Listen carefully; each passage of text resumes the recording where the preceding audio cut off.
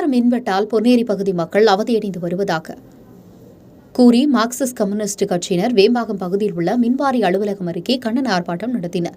திருவள்ளூர் மாவட்டம் பொன்னேரி அடுத்த வேம்பாக்கம் பகுதியில் மார்க்சிஸ்ட் கம்யூனிஸ்ட் கட்சியினர் கண்டன ஆர்ப்பாட்டம் நடத்தினர். பொன்னேரியில் தொடர் மின்வெட்டு ஏற்படுவதாகவும் பொன்னேரி மக்களுக்கு தடையில்லா மின்சாரம் வழங்க வேண்டும் எனவும் அறிவிக்கப்படாத மின்வெட்டால் 1,00,000 பயனீட்டாளர்கள் தவித்து வருவதாகவும் மழைக்கால முன்னெச்சரிக்கை மேற்கொள்ளாததால் சிறுமழைக்கே மின்வெட்டு ஏற்படுவதாகவும் மின் இணைப்புகளுக்கு ஏற்ப 110 kV துணை மின் நிலையம் அமைக்கவும் மின் ஊழியர்களையும் தேவையான உபகரணங்களையும் அதிகப்படுத்திட வேண்டும் எனவும் மின்வாரிய பயனீட்டாளர்களின் பாதிப்புகளில் போர்க்கால அடிப்படையில் கவனம் செலுத்தி நடவடிக்கை எடுக்க வேண்டும் என்றும் முழக்கங்களிட்டு கண்டன ஆர்ப்பாட்டத்தில் ஈடுபட்டனர். பின்னர் வேம்பாக்கம் மின்வாரிய செயற்பொறியாளர் உதயகுமாரிடம் மார்க்சிஸ்ட் கம்யூனிஸ்ட் கட்சியினர் மனு அளித்தனர்.